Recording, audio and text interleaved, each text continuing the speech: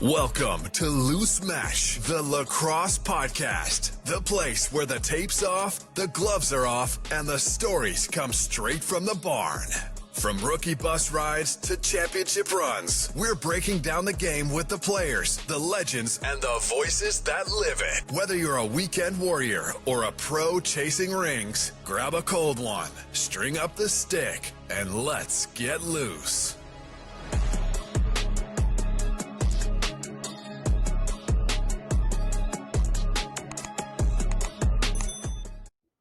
What's going on, everyone? We're going full chaos mode in this episode number 2. Toll's rocking a new mic like he's dropping mixtapes back in the 80s. Michael can actually be connected this time. No Wi-Fi battles, no dollar store mic. So episode 1 tech issues shouldn't have rattled. Fellas, how are we? I'm doing well, boys. I'm glad to be back for episode 2. And just to let you know, McMichael, I talked to Doss earlier in the day, and we weren't going to do our interviews and our introductions because I know you felt bad after mine and all that stuff. So I told Doss, let's just say, hey, welcome Ryan McMichael and Steve Toll. So welcome, McMichael. Love you, buddy. Hey, Toller, thanks, man. You know, as we said in episode 1, it's kind of like Phil Mickelson teeing off after Tiger Woods, right? Yeah, we get it. You're the best. Tap yourself on the shoulder. Everything's okay. Move on. Bro. All right, we're good. Let's go. So what's new with you guys? You know, Fricks, I heard that you won a championship. What's going on there? Yeah, you know, down in Williamsburg, Virginia, we had a 34-33 team. Legends Classic, Chrome, you know, eight champs, 4-5-0 for the tournament. Couple rocky starts, couple had to make some halftime adjustments, and we came out with victorious. So, Toller, say something. You got something to say. Say something. No. Yeah, I can see it in your eyes, buddy. No. Kids that are 7 don't make adjustments. But anyways, keep going. 7, 11. How old were they? Coaching adjustments. 33, 34. So that's what? You 12? I think. Oh, you 12. Okay. Yeah, you 12. Those are adjustments. That's the division you just finished second in, wasn't it? You 12? Oh, no, under 15. You 15 finished second. Totally, we're just lucky to have him today, man. Like, yeah, some of those parents go wild, and then they just I did get a lot of things saying they kind of like McMichael going in and out of the show. That was one of the better things a lot of people did say. I'm not gonna lie to anybody. I didn't want to say that on air, but I'm telling you, it happened. Kind of the old school Houdini at the end of the night when the check came, right, Toller? Oh, listen to you. Like you were already been gone. You were already in the hotel. Yeah. Anyway, not much going on really with me though. Not much that way. But unless we're talking NLO, I know Frick's got some scoops, so I don't know what else going on. Nothing at all, Tolls. Nothing happened this week. Hey, you got it. You finally got a mic there. Transaction did interest me, and that was the one on Nathan Grennan. Obviously, with the left side, with Hilty, like McMichael said last week, Hilty and the first overall pick, Kirsty. They already got Matthews, and I'm missing who's the other lefty, tall lefty. He didn't have the greatest year last year, but Dan Craig. I like that kid too. And realistically, the left side was taken. They're going to go a little younger that way. So I had a feeling Grennan when they signed him, I was kind of like, ugh. But it didn't take long to go back to the Brampton boys in Rochester. And you know what? Looking at their left side, he's probably going to make the team because they only have Fieldsy, McConvey, Hogg, and I didn't see a fourth when I looked at the roster. Am I missing someone, McMichael? I don't know. Fields is hurt right now, and Hogg. Yeah, so I heard Fields is hurt, and I know Graydon's fighting something too. Really? So wow. That's an open job. But let's double back here on Toronto for a sec, Tully. Yeah. What do you think of CJ Kirst? Because I don't know. I know it's going to take him a couple minutes to get used to the indoor game, but I'm not sold, man. He doesn't look like he's not getting across the middle. He's got to realize that this north-south shit in box lacrosse, like, that's not going to get you open. You don't have a 6x6 net to shoot on. Way bigger goalies. Like he's not doing much outside of his all heart, all hustle game. Like he's not doing much to impress me, buddy. Yeah, I think he's going to be a little more of a project than they thought. I mean, obviously the kid's got like skill beyond skill. I think it'll be like the Brendan O'Neill thing. It'll be an adjustment. But I mean, like I don't know the kid personally, but I coached against him in Mimico, and I've seen him on tape. And the thing about him is that you love is he's just a lacrosse player and he wants it. So you can never go wrong. And obviously going where he went to school and did what he did, he's got IQ through the roof too. And you can't teach IQ. And you know what I mean? They got Dawson and Doyley there coaching him now. So he's going to be coached by the best. And I mean, I think that's the least of the worries because they have, like I said, they have Hilty, who's coming through the roof right now, and their left side is pretty good as it is.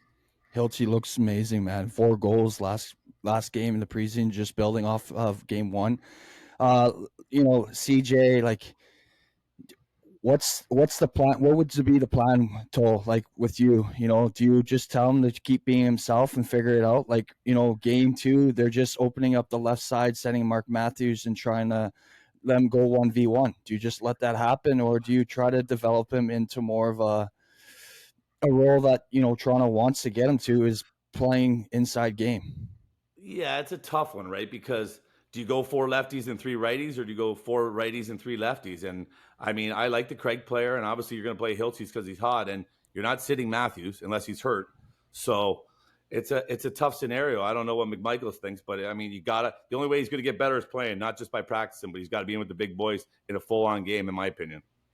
What if we go back the old school route? Like, Dane Smith got drafted in this league, and he started at the back door. Like, I know that's a completely different animal, but imagine him running between the lines. Like, the kid's lightning fast. Yeah, so who's sitting out on defense, though? Yeah, right? Gosh. What? Yeah, well, maybe. Right? Billy's getting a little long in the tooth. Maybe he's nursing a couple injuries here and there. You send him out that way, but you got to find a way to get him acclimated into the game. And it's not bad putting him on the defense. Well, it's not bad playing my defense first, because then you get a little more adjusted and running the floor. Then you can stay up and all that stuff too. But I guess the only thing is, like, I mean, the all-time goal scoring leader in NCAA, and you're throwing it at the back door. But I like what you're saying, McMichael. But like, the hard part is their defense is and the good thing about their defense actually is it's a chasing athletic defense. Yeah. So he's right in that wheelhouse. They're go right out the back door. But going north. Like, I saw in that game on Saturday, I saw a lot of him going north south, right? Yeah. And I've listened to you, Coach. I've been on the bench with Willie, and I say it myself. You're not going to do shit going north south. Everything this day and age is east west, right? Yeah. So the north south thing it's not that it's got to go, but we're getting close to saying it's got to go. Yeah, no, I agree. Let's move from the one that was on NL Plus. Let's move out west over to Vancouver, where they played San Diego. That was a tough one for the boys in Vancouver, Frick. They didn't get off to a hot start. Delbs didn't get off to a hot start. What's your take over there? I think it's going to take a couple minutes for this group to get acclimated on offense, right? I feel like their defense is going to be systematically sound. They're only really filling in one piece, and that one piece came from the Rob Williams defense, right? So it's getting everybody their touches on offense, and making sure Curtis shoots the shots, making sure Jesse King shoots the shots. You got to get Keegan Bell in there, and their transition game looked poor. Right, their transition game looked really, really poor. Reed Bowering, I don't know if he played. That's how often. I didn't really see him out there. Right, OG. Yeah. He wasn't the regular OG, but there's a lot of defenders there. Yeah, that team they'll figure it out. But let's talk about one guy that Toller did coach, and that fight by Jackson Sulak. He must have been absolutely pissed off at somebody because what happened there? That was Power. That was Power. So Power. Jacob Power. Where's he play? Kurt said in his pregame interview, or his postgame interview, that he was sticking up for a teammate. So I don't know if he took. Like, I didn't see it. I don't know if he took a run at somebody, and we both got the pleasure of coaching Jax. Like, when those wires cross, man, he reminds me of my old man, for Christ's sakes. Like, buddy, he is. I'm telling you right now. There's no bringing him back. No, I'm telling you, like, I coached him the 3 years. He is an absolute beauty. He destroyed more arenas in the dressing room before the game with his wood stick and crushing the roof. Like, he is an absolute piece of work. Love the kid to death. Would do anything for him, and he'd do anything for you. So, but I guarantee, as soon as I saw the highlight with him playing offense, guaranteed Power was probably sticking one of the Vancouver guys, and Kurt said, "Hey, that's not happening Curtis here Dixon. anymore." Curtis Dixon. Power's going after Curtis. So and that's the thing. Yeah, if you're not gonna. And the thing is too, like, he's not scared, and he knows, and that's what you said. Like, he knows his role, play defense. Coach says, gives you a nod or whatever. Hey, go stick up for your players. That's your job. Like, you know what? He's never going to win Defensive Player of the Year or score 5 goals or 6 goals. So go do your job, play tough D, play smart, and go. I mean, I don't know about sorry, Dawson. I don't know about when he played for you, Toller, but when he played for me in Maple Ridge, something would be going down, and you wouldn't even have to say anything to him. No. All of a sudden, you look over your left shoulder, and he's just sitting there looking at you, going, "Fricky, you want me to go? You want me to go?" like, hey, Jack, I'll tell you. Like, don't. I know your job. I know you know your job. Or then when you would see him lining up on the face-off line, and you could see the wires starting to go, right? Like, the wheels starting to turn, and Jackson, or Sato would just give him the nod, and it was over. But I think going back to their offense is going to have to do what Buffalo did. Hey, who cares who scores as long as we move the ball? Like Buffalo, Vancouver's offense when they throw the top 5 out there, but look at Buffalo in there. Dane Smith, Byrne, Kluche, McKay, friggin' Nanakoke. Like, it's gross. And you know what they realized? Who cares who scores? It's all about winning championships. Who cares if you get 5 and I get 1 and 7? Who cares? Until they really decide that. But the problem is, too, and again, Keegan Ball and Dixon are beyond gross players. Like, they're unbelievable. But when you watch them both play, big bags in the stick, big bags play the same way with the ball. Again, probably 2 great goal scorers, one of all-time best. But again, what's their passing like? Are they good passers? I don't know. You know what I mean? And that's the thing. Till they realize to play together like Buffalo, and if they do play like Buffalo, they'll win the championship. Mark it down right here, podcast number 2. It was like the whole entire game. It was very aggressive right from the beginning. It didn't get off to a clean start. The newly acquired in San Diego, Burkhoff goes after ball because he goes through the crease and throws him through the end boards. Oh, that's one guy. I'm surprised he didn't fight Subak. He's tough. Well, he got kicked out because he went after ball, and there's a big, huge scruff and everything like that. Hold on. Time out. Why is he tough? Who's he fought? Why is he tough? Who's he fought? I'm telling you, I think he's tough. You think? Okay, we can think he's tough, but we can't say he's tough. Didn't he fight Liam Patton last year? No. That's what we're classifying as a tough guy nowadays? I know Liam Patton. Liam Patton's the guy that's willing to, until you fight a Jackson Subak, a Gash, a Billy Hofstrasser. I think I coached that Burkhoff. That's the guy. That's the Burkhoff I coached in Coburg the one year. No, you coached his fight picking brother. Oh, did I? What's his brother? Fight picker Burkhoff, I think they call him. Well, one of them, the one that played in Coburg, when we were in Six Nations in the series where they went undefeated and they beat everyone, even Peterborough in the finals, and we were the only team ever to beat them in Six Nations. But anyways, they stole all our balls in warm up, and I said to Burkhoff, "Someone's got to go get the balls." He literally walked on their side of the floor in Six Nations and started rolling balls back, and all the boys came up to him. They're in Six Nations, and he said, "Hey, let's go one at a time." I think that's the older one then, Big Michael. Yeah. And he was a salmon belly. He played in the WLA. I've just seen the guy run away from too many heavies. I think he's. Okay. And then it goes into Patty G's big guy, Trent Tikiko, or how do you say that one there, Frick? Huh? The CCO, yeah. See, I need the Italian. I'm not Italian, so. Well, Doc, pronunciation's not your go-to anyways. Call spade a spade, but I like it. Everyone knows that, man. Everyone knows that. Hey, and then so ball. Trent gets slammed into the boards. Power kind of goes after Curtis Dixon in the fourth quarter. And it was right after they scored, Vancouver. Right after Vancouver scored, Subak came right off the bench and ran after Power. And Power kind of pushed him away. Yeah, pushed him away. And the next day, the next shift, who was out there on offense? Subak's right on offense. Right after. And then jumped and then jumped Power. Yeah. Foaming at the mouth. Yeah. But again, you need those guys in your room. Like, there's a reason why Kurt Malowski went out and made a deal for him after a summer to where we had him in Langley, and he was just running rampage over Kurt's Langley team. Or sorry, we had him in Maple Ridge, and he was running like buckshot over Kurt's team, and Kurt was yipping at the bench, and Sato would just smile at him, and then bingo bango, all of a sudden next winter, Jack's playing in Vancouver. And the thing is with him, he's a total team guy. That's the best part about him. Like, there's not a better team guy for getting team together, organization, like doing whatever. Funny dude. His dad's a beauty too. Like, the whole family's unbelievable. But like I said, he's an unbelievable kid. And like I said, Willie didn't want to give him up, but he just had to, and he's missing him right now because that's what they're missing on the defense. A big, tough guy that will fight. Like they're dying. Like they're missing dying for him defense to back right begin now. with. Come on, Toll. So They need defense, man. I wanted somebody to try and transition into that. Me and you knowing Willie the way that we do, and knowing what Willie came from and what Papa Willie was, how much is that killing him? Seeing him just be the ultimate heavy, like he's the epitome of a heavy right now. He'll go anybody. Oh, I don't know. Like I love the guy, but I would take. I didn't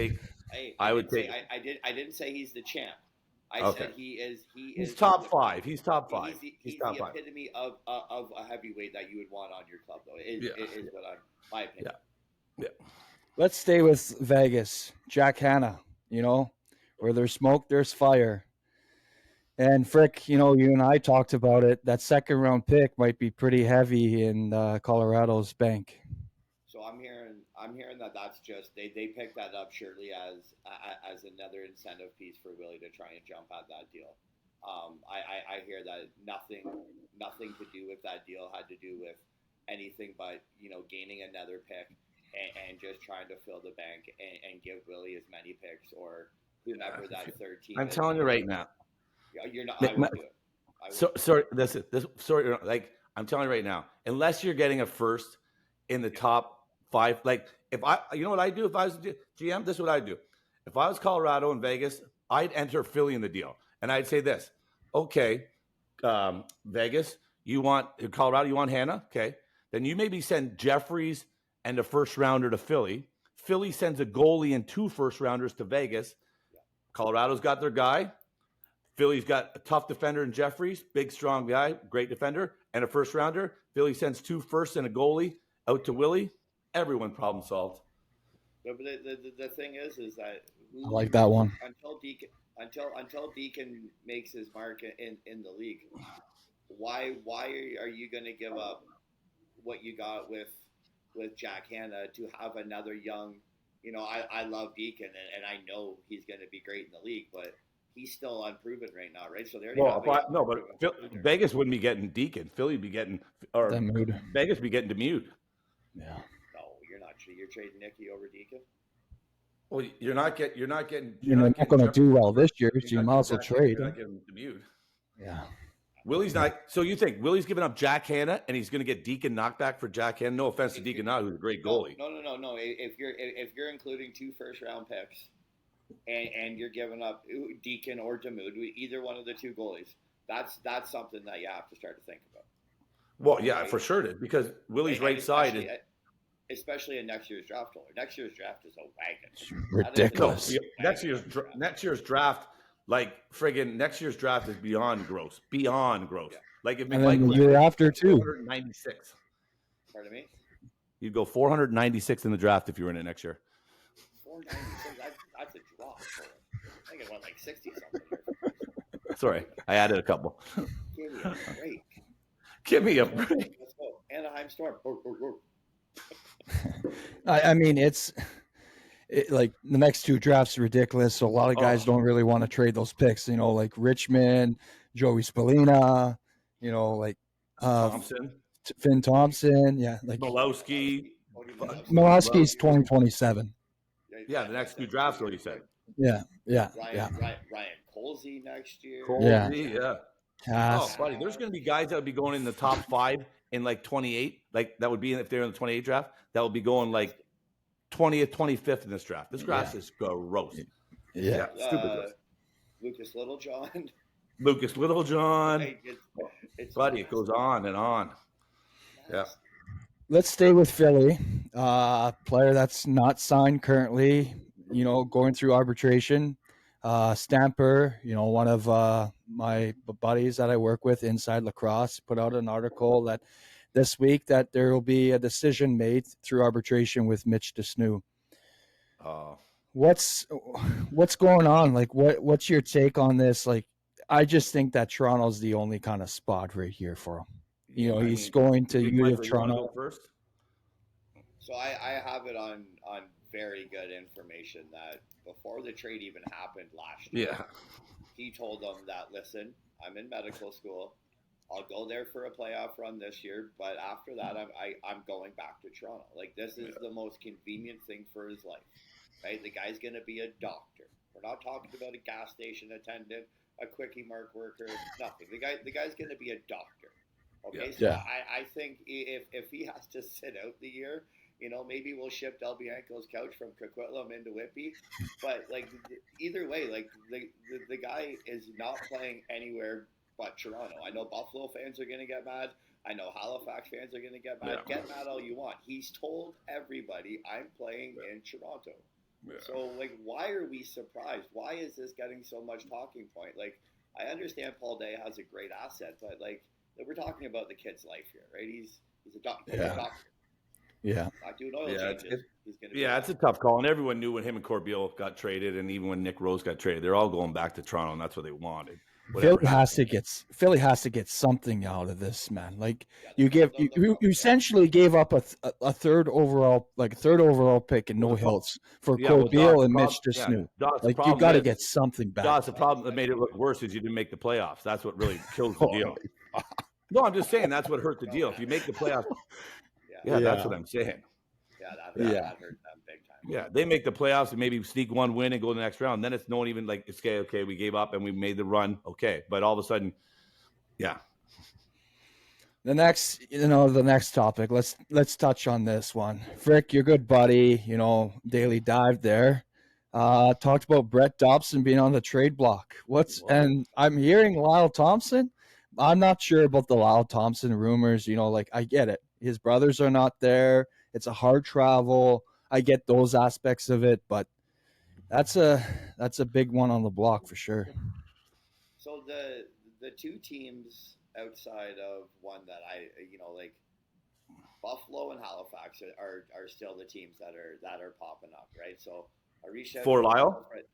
No, Buffalo, Buffalo and Halifax for Lyle. So I reached out to a friend of mine in Buffalo. He straight out said, Fricky, they don't have what it's going to take to make it work. They don't have the assets. Our Lotto wants young bodies. They don't have the young bodies, right? And then you look at Halifax. We heard Halifax has 2 first-round picks this year. Banger of a draft. We just established that. Right? Yeah. We all know our Lotto likes the first year, second year players. I'd be careful what I said there. First year, second year players, right? So if they do want to make a move, then it's obvious. But from everything that I hear, somehow, some way, Georgia's in win now mode, right? So to get to gas Dobson, to gas Lyle, that's you're giving up like that. You have no hope whatsoever. But man, was Dauber so mad as soon as his name got brought? Like, I called him straight up too, right? Like, Dauber, I hear you're on the block. Like, Frick, where do you hear that shit from? Yelling at me like Dauber. Like, I'm just calling to figure it out, man. Like, So his reply to Mike on the Twitter box, that was absolutely hilarious. Like, just hilarious. Told you got to get back on. It's just a cesspool. Who's the backup in Georgia? Oh man, good question. Goodleaf? Exactly. Who knows? I don't have a clue. Good question. I've never heard of him.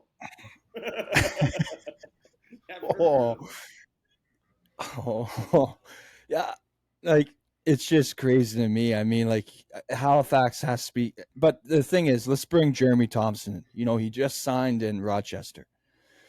He wants to play with his brother. Well, Rochester, here you go. Like, offer up. But, like, Frick, I just don't know if they're not going to have the pieces. I look in Halifax. You got Will McLeod. You got 2 firsts. You got Alex Marinier. Like, it's going to be a haul. It's going to be a haul if you want Lyle this year. But I also see a couple teams just sitting out and just like, hey, we're just going to go after him in the next year free agency. Halifax will trade the world for him for sure if they want. Yeah. And Kurt will make that. But Georgia's like McMichael said. Georgia's a type of owner where they said, "Okay, you want Lyle Thompson? You give us Marinier, Will Cloud, and 2 firsts." They do it in a heartbeat. Yeah, guaranteed. Heartbeat. Yeah. But here's the other thing. If you're Kurt Stiers and like, there's a cap now, but Kurt has the bag, right? Like, why are you giving up those pieces for him now when he's UFA next year? Yeah, that's the other reason too. Devon Shanahan isn't over in Georgia. That's the backup. Sorry, Dev. I've heard it. Yeah. My bad. Yeah. My own bad. I've heard it. Yeah. Good kid, too. Good family. For sure. Okay. Last one, the big news of this week, came from Adam Levy. Again, with Inside Lacrosse, Austin Stotts reinstated by the league. This is good, bad, or indifferent for the league. What's the thoughts on that? Well, I'll go first. I would say not knowing the whole situation and not being a part of it. And you got to let those chips fall where they may. And if the league decided it was time to let him back in, then it's time for Austin to be back in. Everything's been settled and you got to let back in because they wouldn't let him back in if it was still controversy or whatever. But I tell you one thing, not talking about that stuff, like that kid is like he's in my top 3 players in the NLL. Like I love that. I love watching him, all the things he does, and when he gets going, like man, he like I would say if this didn't happen to him a couple years, like whatever for that year, I think he'd be the best. I think he'd be one of the best in the world. Like he'd be top. Like I think he's that good. Like he can do it all. He can do it all. Like I'm a big fan of him. Big fan. Fricky, what's your thoughts, man? I'm pumped you took that route, Toller, because I'm going the exact other way. What? I think if you're trying to grow and expand this league, you can't have somebody Googling Austin Stotts because he is a definite name in the league and having come up what's come up. Like how are you selling this to ESPN? San Diego's. Let's say hypothetically they do get the major TV deal that they're looking for, and you got an ESPN rat sitting in his little office in his little thing, and he's googling names and who's this guy, who's that guy, and he's like, oh, Austin Stotts, he's the leading goal scorer in the league because we both know he would be. The kid's nasty. Not going to take that away from him, but the first thing that comes up is multi-time charged with assault, this, that, the other, whatever it was that he got charged with, whatever it was that dropped. Yeah. I don't think that if the league wants to be taken seriously, that this is the hill that you want to fight. Yeah, it's a tough go. Yeah, it's a horrible choice. It's an absolute horrible choice, and I'm pumped that I'm not the guy making it. But in the same sense, if we're trying to grow the game and we're trying to be taken seriously, I just don't think that like something like this would fly. Like look at the Team Canada kids that are basically banned from the NHL right now because of false accusations or unfounded accusations or whatever it is. Like there's 6 of them, and one's getting a shot back in the league, and the other 5 are gonna have to go hide in Stockholm, Sweden, in the Division 2 league, so nobody knows who they are. It's a bad look. If you ask me, it's a bad look, totally. Yeah, no, not like I said, not my decision. I don't know all the details and whatever it is, you know what I mean? So that's all I'm saying is like, I just go with the league thing. But like I said, like Frick said too, he is a nasty, nasty player. Like he is, I love watching him play. Like, it's worth price admission. I mean, from all three of us, I think we all wish him, get the help that he needs and get better, man. Get better. And then I think in saying that, like I know for a fact he is getting help, yeah. and he's taking the right steps, and he's learning from an absolute lacrosse legend, icon, a guy who's seen more sunrises than me and Toller put together, and has completely changed his life around in Miles General, right? Like like he's got a great mentor, he's got a great person to try and reintroduce himself to the world. Yeah. I just and again, like I hate being the guy that says you can't let the past go, because I've made a lot of dumb mistakes in my life too. But times 500. Right? Like I'm not. No, God, no. Like if hey, I'm in the club. Right. If people didn't get second, third, and 100th chances, told you and I would be huge. Oh, I know. In the same sense, like I just think there's certain things in life that you can't get past. And yeah, it's tough. It's a tough call. Like you said, glad we're not making a decision. We're all human, man. We're all human, right? We all make mistakes, and the best thing we can do is just try to learn from it. Tolls, let's move on to your boy Evan Messenger. He's on the pup list in Philly with Blaze. It's not, as much of the crop was there in Philly, how much it was loose. Not a lot of pieces there, and those are 2 big pieces that are on the pup list now. Yeah, they got a couple big pieces there too, and I do like the bringing in Patrick Foley. I had the privilege of coaching. That's a good sign, and it is a good signing. He that kid is athletic, great kid, does whatever you say. He's got not the greatest stick, but I mean he works hard. He can play one-on-one defense, and I would take that kid on my team. So like I said, those two are even out. So they got Foley, which will help them a lot. And I don't know, Philly's a hit or miss. You don't know how they're gonna do. Can TK get the young offense? I know he's really happy with the offense he has now because of the tension, and they do what he says, which he's liking that a lot better. And we'll see if they can grow. And like I think Fennell's going to help out Brendan there a lot. And I think they're going to go. They're going to go well and see what happens. But who knows, right? It's like I said, it's exhibition. Guys aren't playing. Guys are playing. And I just think too. I think Dominique, when he comes back, he was playing well when he got hurt too. Dominique was playing well when he got hurt. So we'll see what happens, and see what happens. Do you know for a fact he is coming back? Because I heard the exact opposite. Well, I heard February he'll be back. That's what I've heard. So I heard never again. Oh, really? Yeah. Oh, Lastly, there's just dropped a couple, I don't know, an hour ago, but Buffalo got some kids.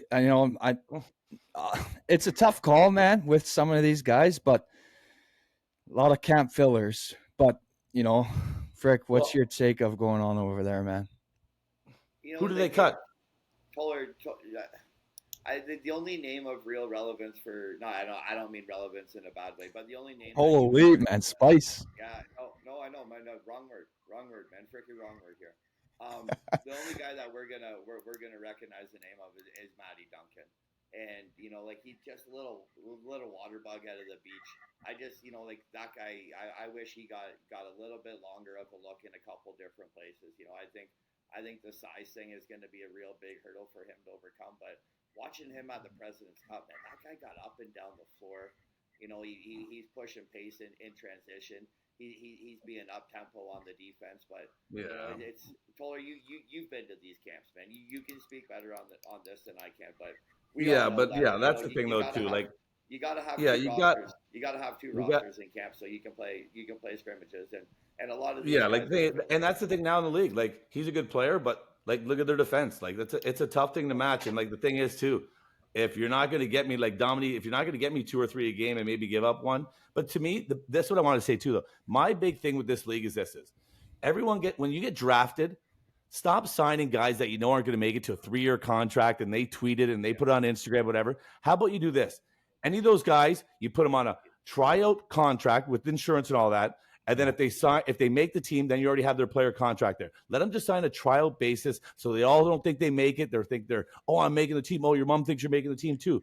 Stop with the contracts, the 3 years, the 2 years. It's bothered me for years because I've seen guys get mad and they think they're going to sign. I've seen guys get excited when it's like, hey, they can gas you in 10 seconds and they will. And it bothers me. Just your 5th round pick, don't sign them to a 3-year deal. Just sign them to a tryout contract that you got to stop and just go on. It just drives me nuts when I see all this 3-year contract of Joe Blow has no chance. It drives me nuts. I agree, man. I agree. It kind of puts a false hope in guys. Yes. And just the more that we speak the truth of where these guys are and where the league is, I think that's where it gets better. So, hey, Toller, and story time. No. I know you want to get to your story time. We'll get to your story time. Just hold on.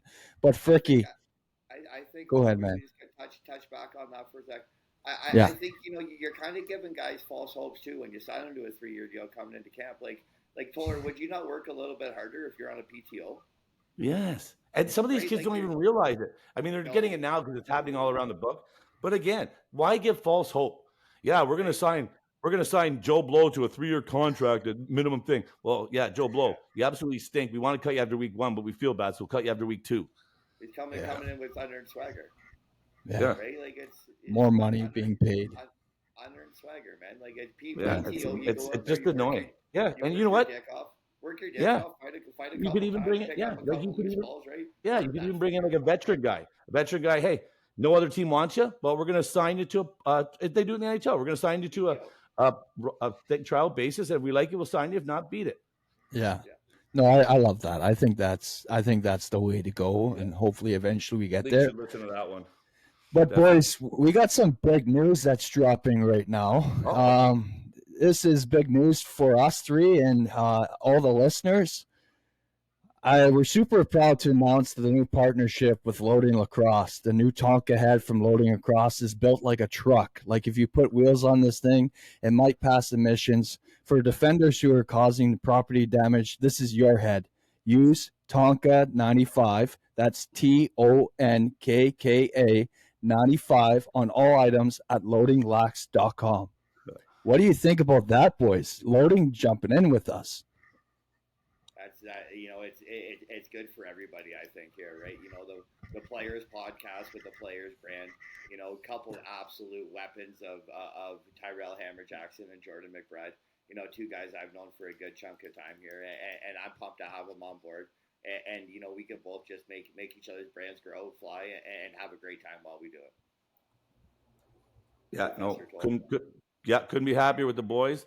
Hopefully, I know how many goals Jackson never scored with the stick, but he can win a face-off maybe if he uses it. But yeah, don't that way. But no, great boys, great fellas. So no, super proud and happy to be part of it.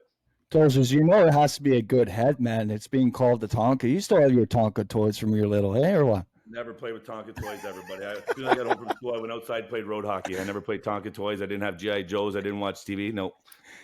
Outdoor road hockey till the street lights came on. Couple Barbies in the dollhouse. Buddy, Barbie. I was just Ken. I wasn't a Barbie, but I was Ken. I was 3'2" though, so I couldn't be Ken. Barbies, eh? That definitely.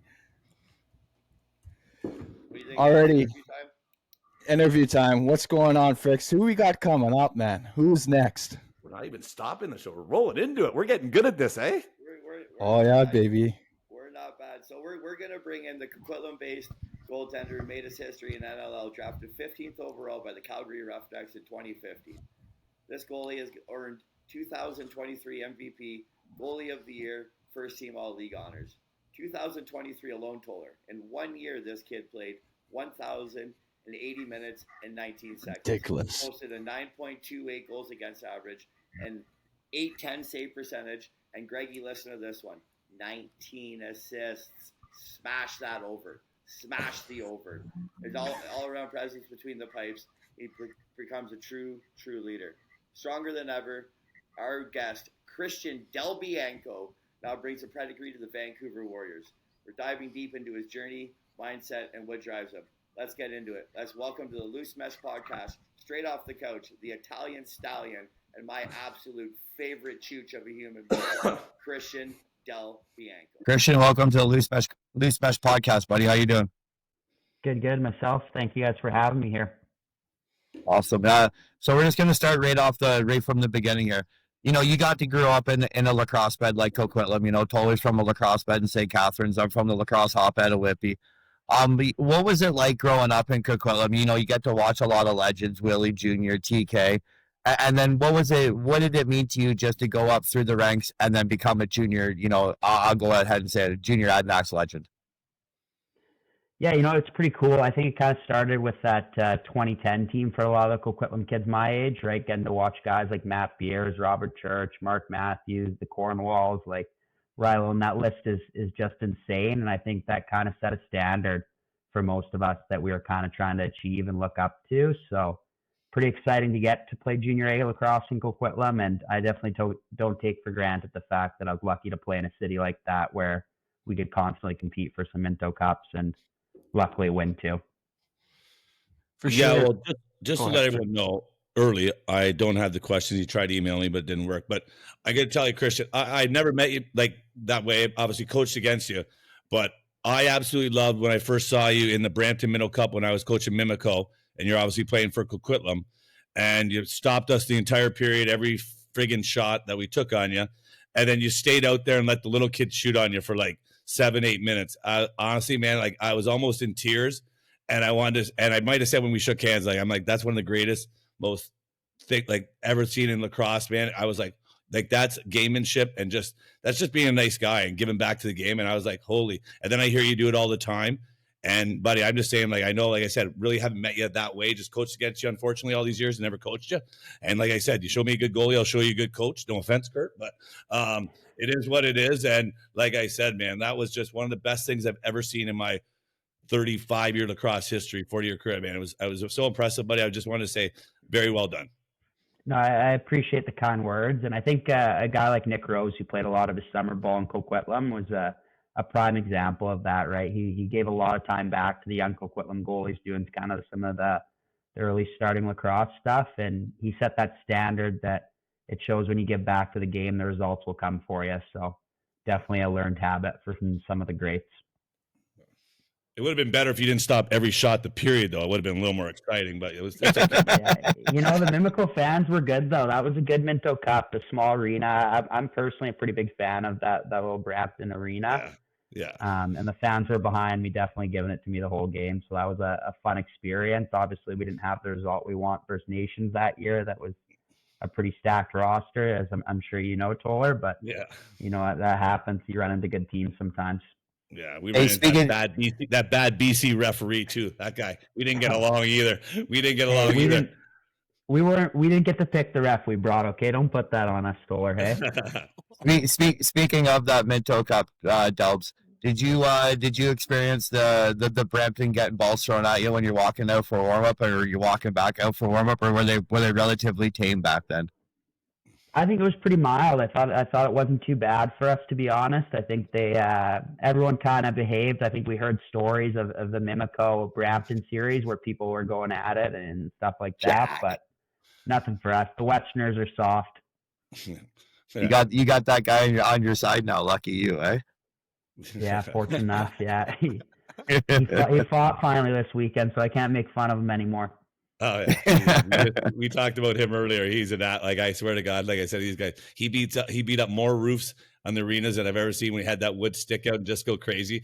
And it was the best after we gave our speeches, because we just leave and then all we'd hear the boys just giggling, and he's just beating the snot out of everything in the room with the wood stick, getting all fired up. Like, he is an absolute piece of work. I love the kid.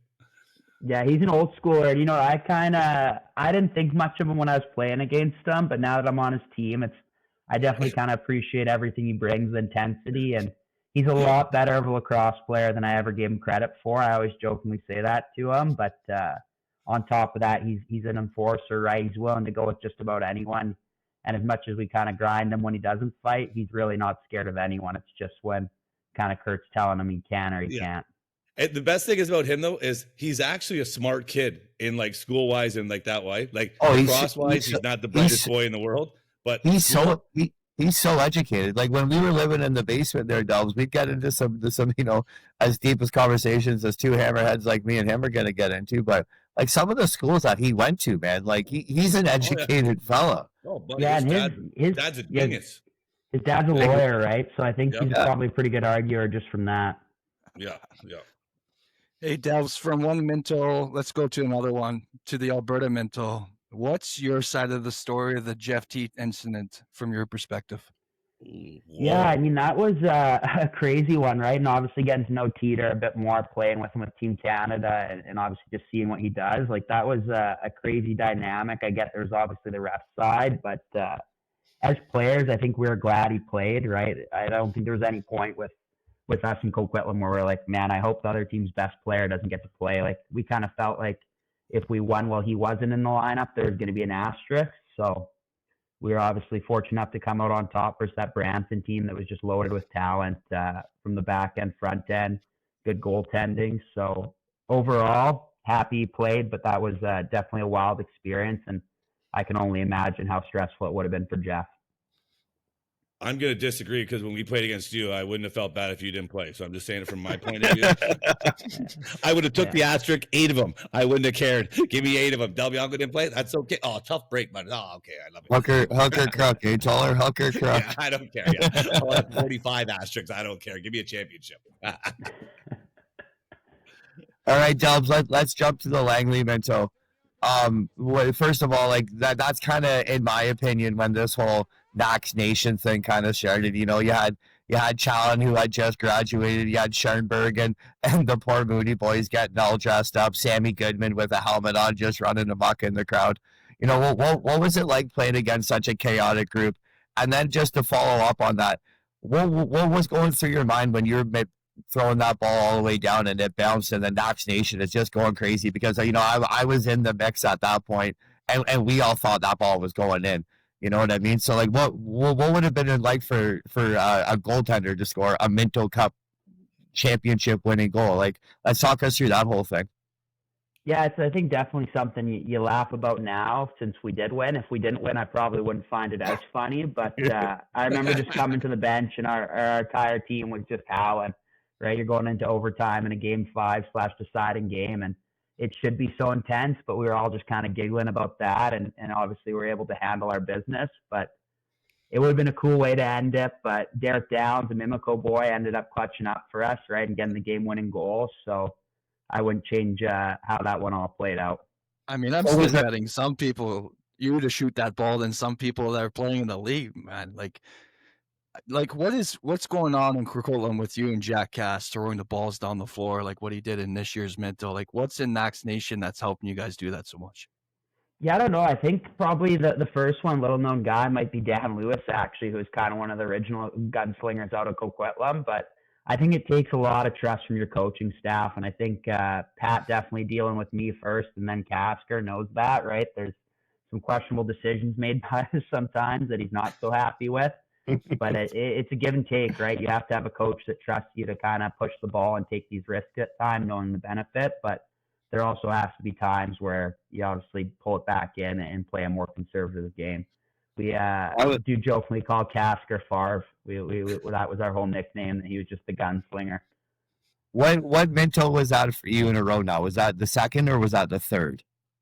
That was my second of actually starting and my third of being to it. I was fortunate enough, obviously, like I said, in Coquitlam. I think I went to one every single year of my junior career. So that's crazy to think, and lucky to win 2, but obviously lost 3 also in that process. Well, and the thing is, like, I know you're not that type of guy, but like for that to happen is like unbelievable. And like for you being a goalie, like I said to you, I mean, the goalie is the biggest thing, you know what I mean? Like it's beyond that. And to me, so when you talk about getting the ball and throwing, like I said, these guys, I think we even talked about you a little last week on the show, how you get it in your stick so fast is the most unbelievable. Like when you make a save, I don't understand how when you make a save, the ball sticks to you, where another goalie makes a save, it rolls in the corner 30 feet every time. But you make a save, it's on your body, in your stick, and gone already. Like, I'm not saying anything, but like I like Shane Simpson, but me and you would have been better than Shane Simpson. I'm just saying, just calling a spade. Yeah, I don't know. Oh, you were pretty fortunate, right? I was pretty fortunate for a lot of years in Calgary, looking back at it, right? Having Simmer and having Zach Courier.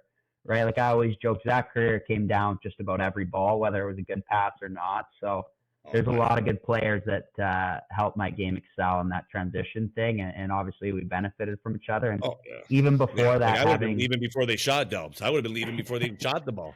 Yeah, you would have had hit me in the goal line. That's Shane sometimes, right? Whether it's going in our net or going in their net, Shane's gone. So. I mean, he kind of toes that line, but I always joke with Shane. Like Shane says that you got to get me the ball faster. I can run faster than you can throw it. So that's awesome. So kind of still sticking with the Mintos and the goalie thing here, Delbs. You know, you ran into a couple wagons of Six Nations teams, and those teams were led by Dougie Jameson. And I remember you and I were working at old Uncle Robbie's place back in the day, and you just, you know, it was a very friendly rivalry, but. You know what? Let's speak about that a little bit. Like what was that like going up against a guy like Dougie, and then for them to go up against a guy like you? Like that has to go down as maybe some of the best goaltending matchups in Minto Cup history. Yeah, I don't know how much we can call it a rivalry. Sadly, I don't think we ever won a single series there, Frick. But Dougie was a monster in junior, and those Nations teams were stacked, right, through and through. Right, there's a lot of defenders that they were able to pick up, and I remember that Brampton year. It felt like we couldn't even get anywhere near the net, and then even when you did, it was Dougie. So that was a tough one. He's probably one of the better, if not the best, junior goalie I've seen, at least in my playing career when I was playing against him. It's funny you say that though, Frick, because when we were in that Brampton Minto Cup there, and we played Six Nations, and my defensive coach gummed Nanacoke, and I was like, "What did you just do?" Next thing you know, he throws a backhand. That shift throws a backhand goal on friggin' on Hutchie, comes by the bench and gives him a wink. And my defensive coach he was never so mad his whole life because they were stacked. Like St. Catherine's that year traded him Holden Garland, and someone else that year. They traded a couple guys that went there at the end. Yeah. Well, and then they had Tarbell. They had Liam LeClaire on the back end. They had Bomberry, who was a monster at that point. Like, we can get anywhere near the middle on him. Yeah. They were they're pretty good all those years that they were on their run. Yeah. Delbs, you get drafted in 2015. Take us through the draft process. Yeah, I was kind of getting coaxed into drafting from the Vancouver Stealths at that point, and Doug Walker, and obviously was a guy who didn't end up going to school or have any of that options. And I was dead set that I'm getting drafted by my home team. Like, I'll go, I think it was like 17th or 18th pick. And obviously draft day comes around, and out of nowhere, Calgary kind of drafts me. A couple of people had kind of hinted that they might have took a shot at me, but because there was no real call with Mouse beforehand, Frick's taking credit over there. It was a surprise, and obviously as a young, arrogant kid, I was kind of like, why are they drafting me? They already have two good goalies. But you quickly kind of figure out how that all works, and I think you get that reality check of how big of a jump it actually is. So what did you get picked? What pick 15. overall? 15. Yeah, 15. Who won that year? Who was one? Lyle. Pretty good player. Yeah, who was two? Ever heard of him? Hosick, I think. Graham? Ever heard of him? Yeah. And then it was like Jesse, now, Riley. But you tell me right now, do you want Lyle Thompson, Del Bianco, or Hosick? Guess who I'm taking? 100 times out of 100. We're playing 8 days a week. 8 days a week. Yeah. And again, I'm pointing to myself there because Delbs and I are working together at Uncle Robbie's restaurant when all this is going on. Uncle Robbie's is getting some solid plugs. Are they sponsoring this program right now? Uncle Robbie's, oddly enough, my cousin owns a restaurant in that same place. And he hired McMichael? Yeah. McMichael ran the ship. McMichael ran the ship. Don't say he ran the ship. Delbs? He was pretty good. He's pretty good chef. Delbs? Yeah, he was relatively organized at that point, too. Fricky pants, buddy. Did he have Tuesday, Wednesday, Thursday, Friday, Saturday off, or no? Just Monday, Tuesday, Wednesday. I think he was a 6 day a week, or Mondays off. That's it. Just Mondays. Wow. But hold on, hey, caveat here, Toller. We didn't open until 5 p.m. He only worked 20 hours. And You'll find tonight. 5 till about midnight. But the best part about it is I lived in an apartment right downstairs. So there, I didn't have to go. I didn't have to go outside. Where did Delbs live? I was at home. I was in high school at this point. I was a kid.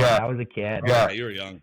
Okay, so we'll just. I can't believe you turned out the way you did, and you worked with him for how many years at Uncle Robbie's? Oh my God! I was like a year there, and then he came and worked with me and my dad after. The poor guy.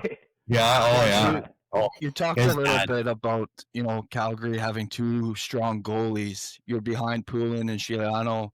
How much did that shape your development? I think looking back on it, it was probably one of the best things for you. 100%. I think it was one of those things that it definitely protected me from myself as an arrogant kid. I probably thought I could have been playing, and looking back, I wasn't even close. And getting to learn from a guy like Mike Poulin, like, he's an unbelievable person. He's one of the most liked people in NLL, whether that be as a coach or a player or goalie, sorry. And then Frank's one of my best friends. So just kind of getting to build that relationship with him. And obviously me and Frank had a lot more years together and kind of had that transition of being competitors against each other, but also being teammates. So they're both definitely guys that I leaned on for advice early on, but also learned how to be a professional and handle yourself in the league. So then, Delbs, you go from Frankie and Mikey, and then you get a goalie coach in one of the best to ever do it in T. Rich. How exactly has T. Rich either changed your game or helped you hone in your game in the last few years? No, I think the biggest thing with T. Rich is I think the mental side, right? I think he played at an extremely high level, but he also went through kind of some of the low points in his lacrosse career, right? When you're fighting it, and just having a guy who can kind of help you work through those things and kind of still have your confidence and all of that stuff has been huge. And he was a teammate for a long time, and now he's my goalie coach, obviously, in Calgary than Vancouver, but he's probably had the biggest impact on my career and especially as a starter here, kind of continuing on my growth. Well, I don't know where we are in the question, so it doesn't really matter, but I want to say, like, so you make the transition to Vancouver, and I know there were some people on Instagram and all that were saying, oh, he shouldn't get to pick where he wants to go, whatever. Then, you know, you were nice about it and always say, hey, I got a family. I work right here. I own this, which was good that way too. And the way I think it all went down was good. Like the trade, I still think they could have got more for you. I would have made sure they got more for you because you're that good. But to me, when it all went down, was it a little stressful that way, or did you feel a little stressed out on the whole situation, or tell like a little bit about that situation? Yeah, obviously it's kind of uncharted territory, / unknown when you go into it, and it's kind of taking that jump of really standing your ground. I don't really, like I've said it to a lot of people, like me and Calgary had our differences on the way out, but I don't really hold anything against them. I understand that they have to kind of set the precedence that you're not going to let people just decide when they leave and where they want to go. And it's a two-way street. So obviously I had to hold my ground, but big picture, I had a lot of really good years in Calgary overall. They were an extremely good organization to me. It was just kind of time to move on. So I'm very fortunate that Vancouver is willing to pay the price to bring me back home. And I'm kind of looking forward to proving my worth and ensuring that we kind of won that trade, hopefully. You won the trade already. Yeah. Come on, Delbs. Yeah, we don't gotta worry. Yeah, we don't gotta worry about that. I'll be the odd guy. You lost the trade. In 2019, Zach Curry makes that a massive block in the overtime. Who fills that role this year if you guys make it to the final? I don't know. There's only one Zach Currier, right? That's one guy that I always say to people, like he's this. You can't compare anyone to him. He does so many different things on the lacrosse floor. He has such like a high, like it's like watching a lion hunt, watching him play defense, right? He's running around like a crazy person, but there's lots of guys that kind of do different things well. I think Owen Grant's one guy defensively that just from a CTO standpoint and really chasing guys around that I see a bit of Zach, but obviously a much different frame and size. So it's sticking in that 2019 year, Delbs. You know, you had guys like, you got the pleasure to watch like Delbs and Dutchy and guys like that kind of just take over games. Like, who do we think that guy in Vancouver is going to be? That, you know, you guys need one, the ball's going there. You know, it's just like, who do we have of gracing us with the pleasure of just, you know, take over a game and go out and get us a W? Yeah, it's hard to say, right? I think it will be by committee overall, but I don't think there's many guys in the NLL that you would pick to have the ball with the last 5 seconds other than Curtis Dixon, right? Just from an ISO standpoint and just a pure will of getting to the net. But with that being said, you have Keegan Ball, who's been kind of the face of the franchise, like does everything right. Jesse King, Bides, like there's plenty of guys that can answer. And if that's the situation, I'm sure we'll be able to do it by committee and somebody will step up when the time comes. And then quickly before Toller takes us off track, talk us through the ending of that championship winning game. Yeah, it's crazy. I think you guys kind of talked about the Zach Currier save and all of that. And then the ball goes down, and I think we all know Dutchy's a shooter, right? And I think he just kind of got up that soft spot and pulled it short side, and everyone just went nuts, right? It's kind of from there you all kind of black out. I remember running to Tyler Burton and jumping there, and he actually threw me like another 2 feet up, right? And I remember landing, and just everyone was on top of me, so that's pretty fun. I knew when you guys got that second reset, you're winning that. There's no way that ball's going back the other way. Yeah, and it's a pretty cool one for Dutchy too, right? I think that was the year that Vancouver kind of wrote him off / kind of finally decided to move on from him. So it was a really big a moment, not only for us, but for him kind of as a player, right? To show that he still has that worth and how he kind of contributed to such a big end result. Fuller, you want to bring us off the rails here for a couple, or we'll get back on there? Tyler Burton, what a beauty he is. I had the privilege of coaching him for 2 years there, too, in Panther City. He's a beauty guy and just an all-around great guy and team guy, too. I love that guy. It's funny you said his name, though, there. But, no, I was going to say, like, what I said earlier on the show, after you listen to it, you're going to hear it. And like McMichael said, or Doss said about who's going to score the goal is, I think you guys got to go into the Buffalo role now. It's, hey, all 5 of you got to pass the ball, and who cares who gets 5 that night or 4 that night? If you get 7 assists, you get 7 assists as long as we win. And I think once you guys buy into that, I don't got to get 4 goals because I'm getting this much money or whatever, you know what I mean? No one worries about that situation. I think your offense is going to be right there because I think you obviously have the defense, and in my opinion, you got the best goalie in the league. So I think you guys are all set there. And I just think once your offense settles in, like I said, I'm not going to say anything to pressure Delbs, but Tolly's got a little bit of money on you, but let's get things going. That's good. I'm glad. I'm glad you're telling me that.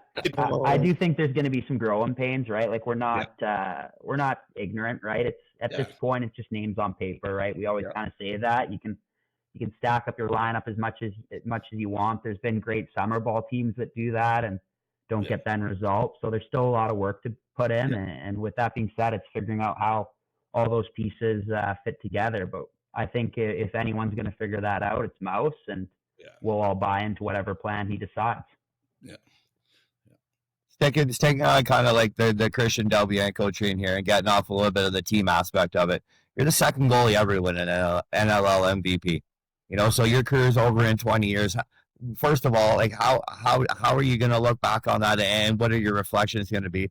And second of all, like, is that something that you think about? Like, did you know when you won that you were the second ever goalie? And is that something that you strive for every single year? I know you always want to be the best, but are those end of the season awards ever, going through your mind? Like, I'm on one, I might have an MVP shot here.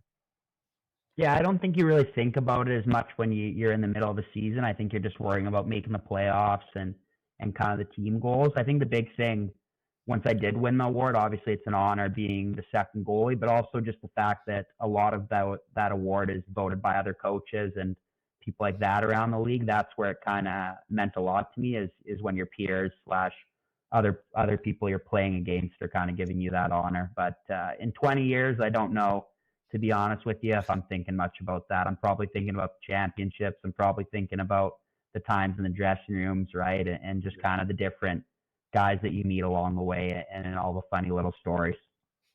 So you're telling me there's not going to be like a Jason Tatum tattoo of him winning the All-Star Game MVP? Like, you're not going to have an MVP tattoo? No, there's no tattoo. To be honest with you, any award that I've ever won is in my parents' basement somewhere, and that's probably how it'll stay until I'm at an age where I don't really think about it and I have somewhere to put them. But for now, it's my dad and my parents are obviously proud parents, but they kind of keep them safe for me in the meantime. I actually have an All-Star MVP on my ass. I got a tattoo on my ass. The All-Star. Yeah, they give you a good discount. I'd show you guys that we're live. Yeah, that was the year. That was the year I won MVP, and then we went to the casino after. Me, Willie, and Junior, and Big Evie put in $500 in a $2,000 slot machine. 5 of us, $500 each. Junior throws the $2,000 chip in, pulls it. Nothing. There goes 500 we just got from the All-Star game. We're done. Had to go find the rich Americans. Had to buy the rich Americans. Had to buy us dinner.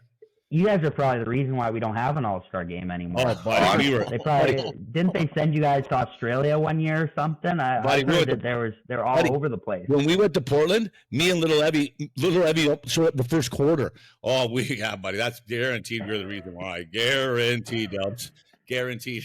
Delbs, I've been sitting around the card table with like him, some Evies, Willie, just like old school guys like that. And some of those stories, buddy, like it's just you just sit there and shake your head. We're talking during the game, like it's unbelievable.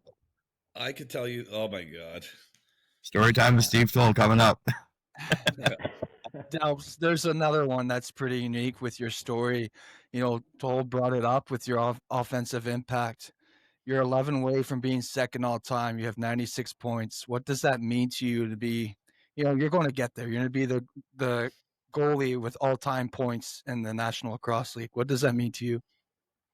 Yeah, I don't think you really think about it too much. Obviously, I feel like the game's kind of moving that way a bit. You're seeing more and more goalies that kind of push transition, especially at the youth level and all that. And I think it's fun, right? I think there's a lot of kids growing up that don't want to be goalies because you don't get to score goals. And that's kind of the closest thing we get to that, right? From a celebration standpoint and hitting guys down the floor. So it's fun. But like I said, a lot of these things that are kind of accolades more individually, I don't think you really think about in the long run. I think it's just kind of a part of the whole journey along the way. Let's kind of flip a little bit into the summer box here, Delbs. That roster you guys had in Coquitlam was just like a lunch pail gang, right? It's kind of like the old Virginia Tech Hokies just bringing the old beat up lunch pail. And I know Steve-O, and I know the culture that room would have had, but let's talk about that team, because outside of you, like, unless you spent a little bit of time on the West Coast, like you didn't know too many of those names. right? So like, what was this summer all about, like for you specifically, and how special was it to play with such a like a work hard lunch pail kind of group? It was pretty fun, and I think the going joke, right? Early on in the year, we had a tough loss versus Burnaby, and then we lost at home versus Victoria. And somebody who wasn't on our team was in the dressing room having a beer right after the game, and I just like lost my mind. I was like, "What is going on here? Like, we're losers. Like, what are you guys doing? Like, this isn't how we handle things, right?" And I think I had already had kind of a bit of that Grinch / like grouchy bastard kind of going for me at that point. So we kind of, from there on, Steve-O really kind of brought the boys in, and I think we just grinded, right? And that was kind of the fun part of the whole year is everyone kind of contributed. Everyone kind of had career years. You saw all these guys kind of step up into big roles. You saw Kean Moon produce. You saw older guys like James Ray. You saw Jake Saunders step up and have a hell of a season. So it became fun going to the arena every day again in Coquitlam. And I think that's something that we're definitely going to build on moving forward, and I look forward to being back there next summer. Wait, Doss. It's funny you say that because I remember when you guys went on your run, and I looked at your lineup, and I'm like, it's one of the major, like with Major League the movie, like who are these guys? Like you got like teams in the Man Cup were sitting out NLL guys. Your guys are like, that guy plays where, he plays where. You know what I mean? Like it was like, well done. And again, some of it's got to go to you, but it's like, who are, like I looked at you guys when you're on that serious run, and you're like, oh my God, I want to play these guys in the playoffs all day, every day. Toller, they won a bunch of money in the regular season when they beat the Salmon Bellies in the regular season.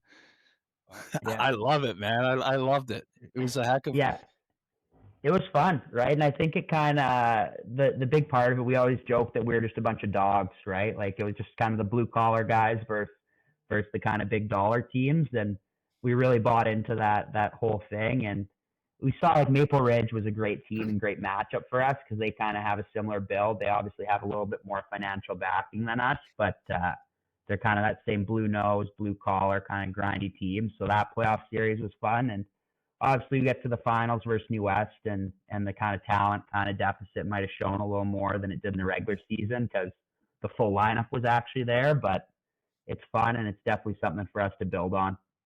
Their coach. New West and Six Nations pay players? I don't think so. I don't know. I heard. I heard one of them, right? I heard Dane was getting about $50 a game at 2 beer tickets. Buddy, I'm not lying to you because I'm not ready to think. But that year, when they were all getting paid, when I was coaching Coburg and they won the Man Cup 2 years ago for their first one, when we beat them, I heard their owner went in the room, dropped the box down with the bag of money. And they all looked at it, and he picked it back up after and said, "You guys don't deserve that tonight," and took it away from them. Next game, they beat us 17-2. Yeah, it was how bad do you want it? Yeah. Knowing Steve-O the way that I do, like he had to have you guys just ready to run through a brick wall going into every single game, right? Like he's just the ultimate epitome of a we guy, not a me guy. So, well, what was it like playing for Steve-O, and especially because your buddy. It's cool, right? I kind of was coached with him at, I think, U16 field. He coached me, and then kind of getting to this level now, right? And at the start of the year, I was like, this guy's like way too intense. This is summer ball. Like he needs to relax, right? It's preseason. But like the passion's contagious, right? Him and Chase Dunlop, they just put so much time into it, and there's so much belief there, right? Like they kind of willed it into existence, I joke. And eventually kind of that train gets rolling downhill and the momentum builds, and it's hard for everyone not to buy in, right? So Steve-O definitely is kind of the biggest reason for our team's success that summer. And I think the biggest part is he made Coquitlam a fun place to be again for a lot of guys, right? I think there was a lot of years where some of us were like, man, I don't know if I want to play Coquitlam Senior A anymore, where back in the old days, it was obviously when you had the dock hedges and all of that, it was the place to be. You know, in 2024, you went to with Ladner and you went to the President's Cup. Talk us through that. What's your reflection of that run and the tournament just itself? Yeah, I think going through the regular season, the first regular season, I joke about it a lot that I looked at Tyler Pace and I was like, man, what did you get me into? Like, why did you tell me to come do this? This is ridiculous. And then you go to your first President's Cup and you kind of start to see, okay, there's a lot of good teams.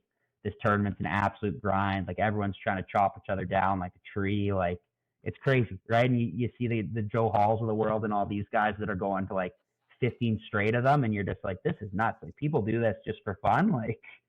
Yeah. But getting to see kind of how that Ladner group works and seeing how much it means to them, it's something that's special, right? And I think if you had told me in my junior career that, hey, you're going to go play senior B and you're going to love it, you're going to really care about it, I would think, man, like, what are you talking about? I'm going to go do that. But it's hard not to buy in when you have all these people around you. Same kind of idea in Coquitlam, right? When the buy-in's good, it's you get on the train or you get off and get out of the way. They might have had a bigger payroll than New West and Six Nations combined, though. No, pretty close. Not even close. Not even close. No, we were taken care of.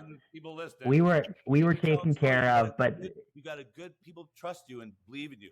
Like, don't. Yeah, we were taken care of. We were taken care of, but not to that severity. Trust me, buddy. I don't know.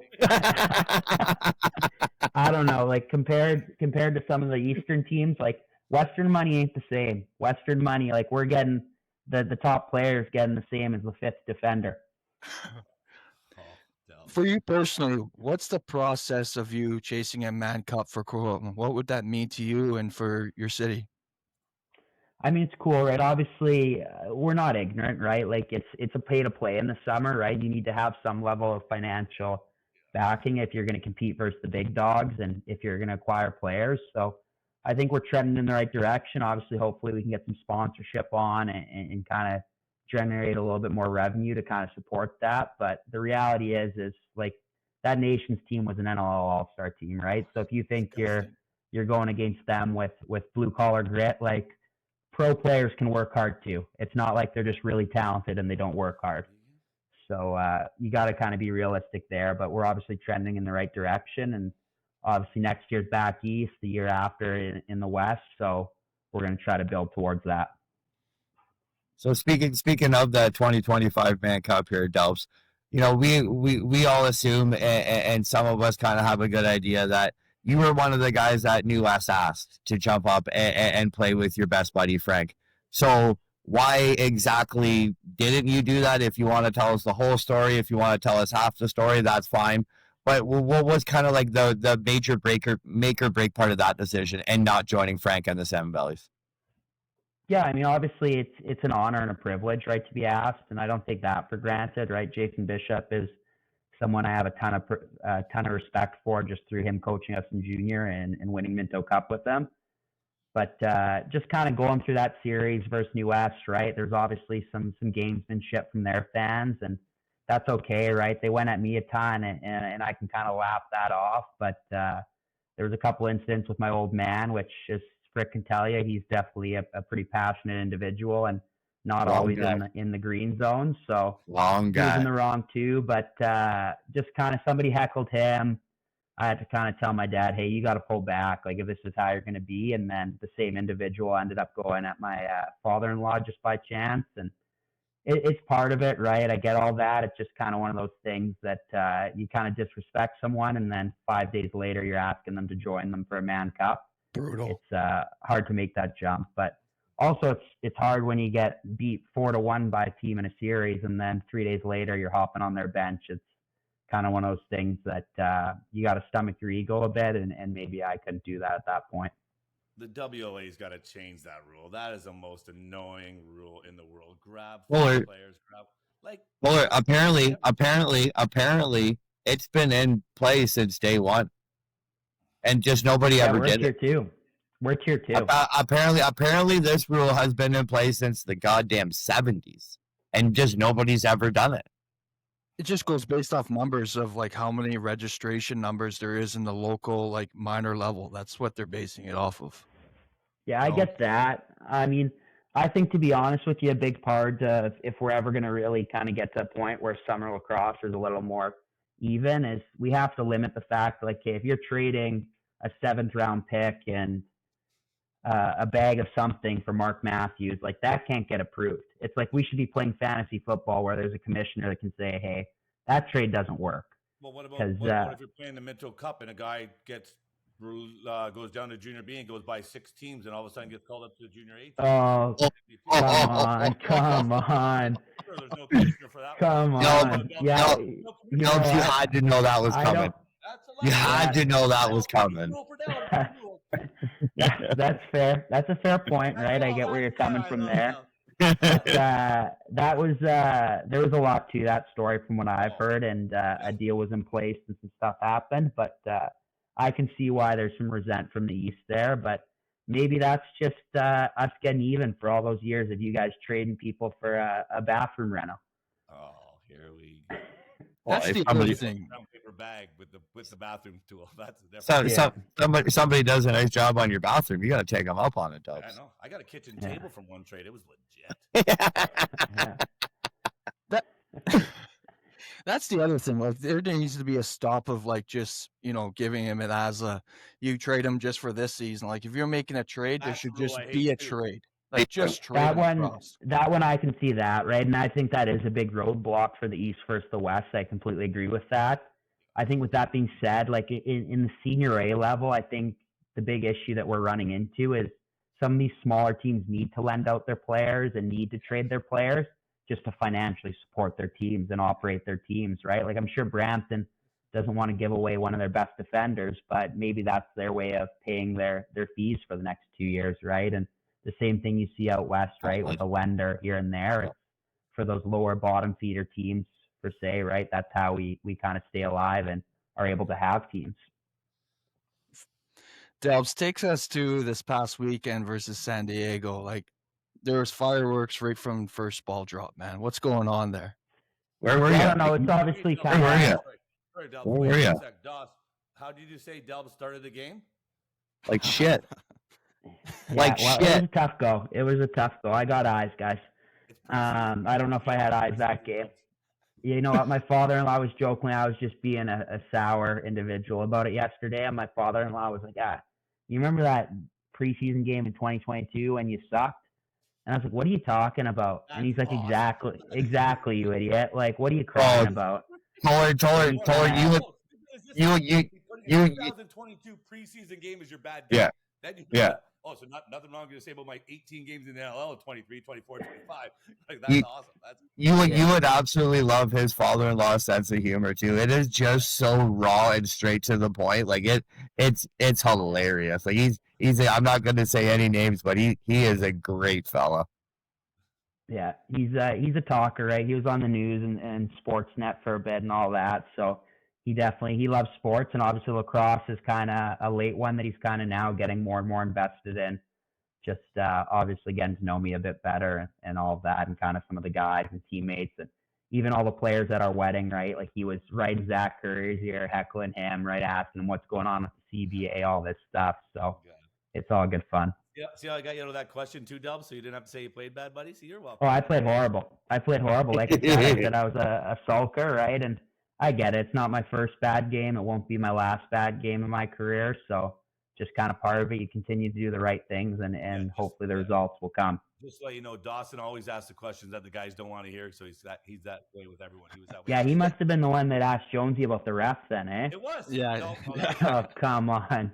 No, that was you guys at least sent me some of the questions beforehand just in case, right? So they were nice enough for that. Of course. Didn't send them to me. I didn't get them. Yeah, Toller didn't get them. They just wanted to see it's in his email, ball. but the guy's too old. He doesn't probably know what the email is, man. So well, he's got the mic. He's got the fancy mic, man. I know. I look good with this Delbs. It's legit. Yeah, it's official.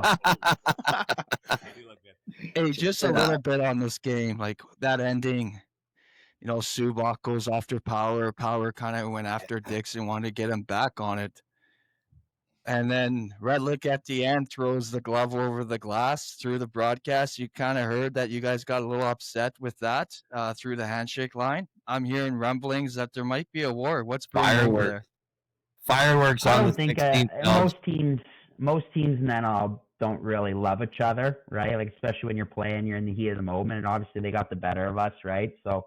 Like it's our first time playing another team. You go all preseason kind of in training camp, right? Only playing against your own guys. And it's kind of first time you get to taste a bit of blood. So I think that's preseason. It's not the first or last time. Other teams are kind of having these scraps and little things here and there. But we got a lot of teams we have to worry about before we play San Diego again. So that's kind of that. And the extra stuff, right? Like that's just us kind of addressing it. That's lacrosse. Like I don't think anyone's overly buying into that or concerned about that, and just kind of the little stuff at the end.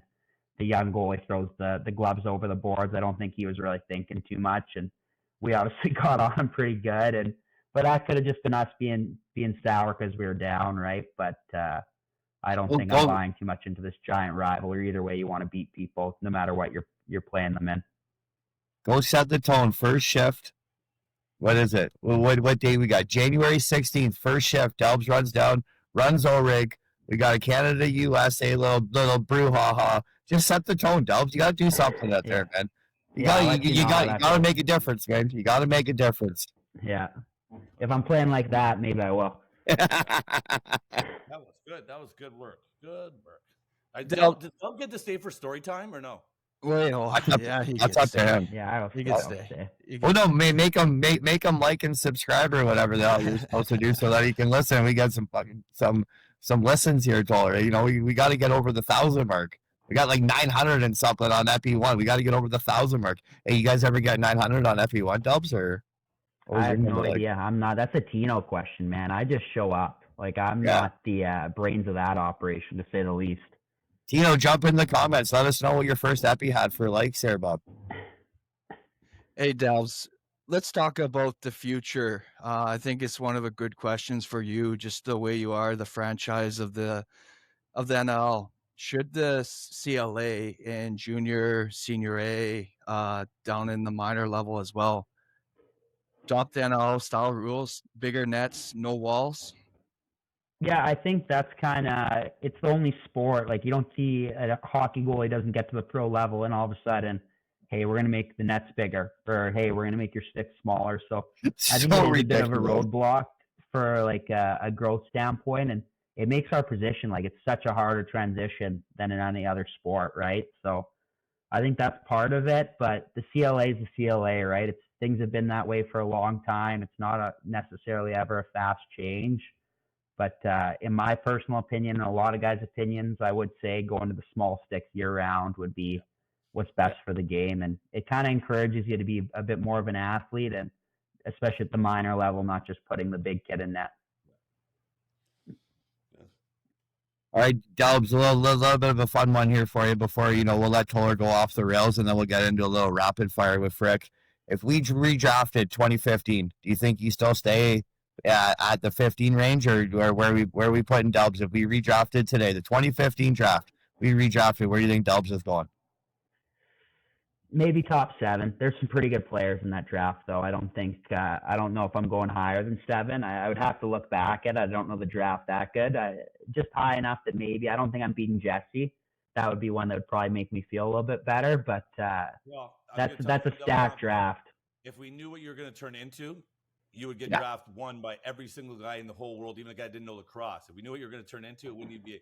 I'd take you over Lyle Thompson, and he's one of the best players in the world, 100 times out of 100. Like I said, you don't find a goalie like you just down the street. I mean, it's no brainer. If you knew what you were going to turn into, I mean, 15th is unbelievable. They still took you there. But that was Uncle Frick that made that call. Hey, Uncle Frick? Yeah, he was the one that called Calgary and said, "Hey, you have to draft this guy from the people." Oh no! That was me telling Delbs is saying he shouldn't go in the draft. He was saying he didn't want to go in the draft because he didn't think he was going to. And I'll say this for you, Delbs. Delbs is a very modest guy, right? Like, being as good as he is, he should be way more arrogant, kind of like me and you, Toll. Oh, and at least you got a reason to be arrogant. I've never done anything, and I'm just as arrogant as they come, right? But Delbs didn't think he was going to go that high, and I would look at him sometimes and I go, man, like, you're absolutely living in banana land if you don't think you're going in the first round, minimum second round. He's like, no, it's going to ruin my brand. It's going to make me look dumb. I'm like, Delbs, just do it. And then the other side of it was I was telling Locker, because my brother was playing for Washington at the time. I was telling Locker, man, you better jump on him early because nobody or somebody else is going to beat you to it. And Locker's like, no, we're going to get him at 17. And I just chuckled. I was like, there's not a chicken dick chance you're getting him that late. Yeah, I was pretty shocked at that point to go to Calgary. I think Calgary's 15 there, and somebody had told me after, right? Because I was pretty disappointed that I didn't end up in Vancouver, right? I was like, oh, well, I just wanted to play at home. I was a young kid. But somebody was telling me Roch had 16, and they were supposedly potentially going to be drafting me to be Vino's third string / backup. So who knows? Like, right, you play it back and the way things could have changed and how it might have affected my personal career. I'm pretty fortunate to end up where I did. All right, Tully, you want to take us off the rails here before we get into some rapid fire, or are you good? Yeah, I'll tell you story time. I will tell you a story. So the story, I got two quick ones today. The first story takes place in Philadelphia, 2007. That was when Rochester, we were a wagon. We were a great team. And we won the game. And we're going off the floor, and they hated the Ebbies. Like, they hated the Ebbies, obviously, like everyone road team does. And when you walk to the room, they're right over top. And this guy yells, I'm right behind little Ebby. He goes, you suck, Ebby, you stink. And he's got a beer in his hand. Little Ebby sticks the beer, goes all over Buddy. I'm right behind Ebby. I'm dying laughing. Like, I'm just crying. He had beer everywhere, right? So we get changed, go up to the bar right in Philadelphia. We get changed. We're having a beer at the bar. And this guy comes up and goes, Sean, can you sign my ball? Sean, he takes out a pen, starts signing. He takes little Ebby's beer, dumps it on little Ebby. Little Ebby, swear to God, little Ebby, I'm beside him. Looks at me like this. I'm beside little Ebby. Little Ebby goes like this. I go, get him. Get him. All of a sudden, it's packed in there. This guy's barreling through the bar upstairs. Next thing you know, we're running outside in the parking lot. Little Ebby's flying after this guy. I'm chasing behind little Evie, and all of a sudden the cops come and they pull out in front of this guy. He stops, and he's like, "What's the problem here? What's the problem here?" Little Evie still got his suit on. He's all soaked down. He's like, "That guy dumped the beer on me." And that guy goes, "He dumped the beer on me first." And he goes, "What's going on here?" Little Evie, swear to God, looks at the cop. He goes, "It's true. I dumped it on him first." So the guy goes, "Wow." He goes, "You don't want to press it?" No. He goes, "All good." And then little Evie goes, "Okay, let's go do a shot." And we literally walked back in the bar with little Evie soaked with the guy that poured the beer all over him, that little Evie poured the beer on. It was priceless. Next thing you know, they were doing a shot together. We just chased the guy outside for 2 minutes outside with the cops pulling up, and he's got beer everywhere, just soaked. He's like, "Yep, I poured a beer on him first. It's fine. 1 for 1. So it was one of the funniest things ever, though. We just freaking chased this guy in Philadelphia parking lot. So anyway, second story, 2017, maybe, OLA. Oshawa versus Mimico in Owen Sound tournament. We're playing. Mimico, they were the best team because all my boys were minors that year. So we're playing them. Ball comes on the bench. Refereeing was bad. I take this ball, and my kid's probably about 15, 20 feet away, ref right beside him. I Tom Hanky this sucker. I mean, I was there. My kid's got his stick like this, and pretend where my head is the ref's head. My kid catches the ball. Second period, catches the ball. Ref blows the whistle. Game continues. So second period, third period goes on. We go back to the hotel. My manager's taking forever. I'm like, "Where's Suzanne? Where is she?" She comes back half hour later. She goes, "Steve, you've been suspended." "Suspended for what?" She goes, "They said you got kicked out of the game for throwing the ball at the referee." I'm like, "Throwing the ball at the referee? I finished coaching the game. I didn't throw the ball at the referee." "Well, the referee told the referee in chief you threw the ball in." So I go back, obviously, and the referee in chief says, "Nope, my referee says." I said, "You can ask 400 people that are in the stands that I didn't get kicked out of the game. I finished the game." They're like, "No, Steve, my referee says you got kicked out. You're suspended till further notice." I missed 10 games till they finally had my hearing. But what happened was, about the 8th game, Mimico, we were playing in Mimico, and the guy says, "Why aren't you coaching, Toll?" I said, "I'm suspended." He's like, "What for?" "For throwing the ball to the referee versus your minor game." He goes, "We videotaped the game, Toll. I have video of it that you didn't get thrown out." I'm like, "Seriously? Buddy, you want to talk about a guy walking into the OLA meeting?" I stroll in that OLA meeting. I sit down, I don't even let him say a word. I'm like, "Listen, you asshole, here's the video." I said, "I want that referee suspended forever. I want you suspended forever. And you guys all suck because you said I got kicked." I called them every name in the book. I mother at them so bad. It was ridiculous. I literally didn't let him say one word because I was talking this fast. And I gave it to him. I threw the video down. I said, "Watch the video, especially you, referee in chief. You want to believe your referee? Here's that." And I just gave it to him and walked out. And I started coaching the next day. I was like, hell yeah. I was fired up like I am right now. It fucking drives me nuts. Just a politician through and through, eh? Every single one of them, eh, Tall? Every single one of them. Every single one of them. Especially that BC one in the Minnow Cup. Hey, Delbs, who was that? I said it. We don't choose. I don't know. I'm not going to name names. It wasn't Nick.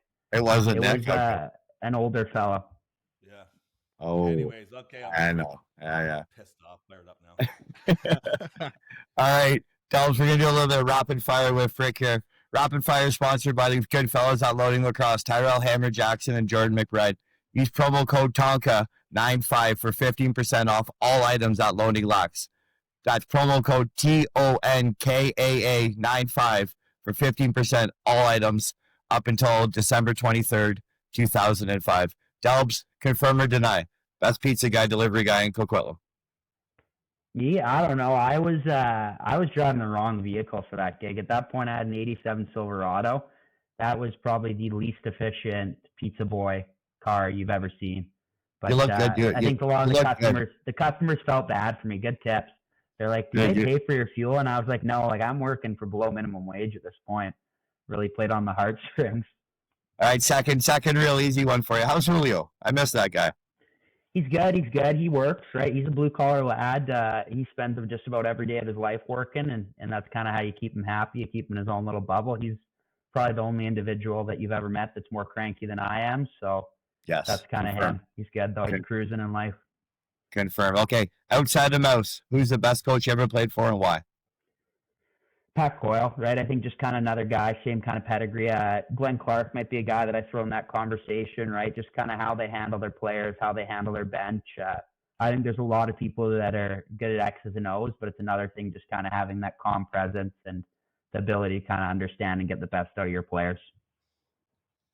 Trade demand. Were you actually willing and committed to staying on the couch all season, or what were your thoughts when I called you? Oh, sorry. Were you actually committed to staying on the couch all season, and what were your thoughts when I called you and told you to pack your shit? Yeah, I think if you're, I always jokingly say it, right? If you're going to play in traffic, you can't be scared of getting hit by the car. So once I kind of got 4 or 5 games into it, I was like, well, we're in it now. Like, if I have to sit 5 years, we're sitting 5 years. I wasn't in the kind of position where I was going to let somebody call my bluff, but I was fortunate enough that the trade did happen a little sooner than I maybe thought it would. And I think it was like 12:15, trade deadline had already passed. I'm at work, and Frick called and said, "Oh, you got traded to Vancouver."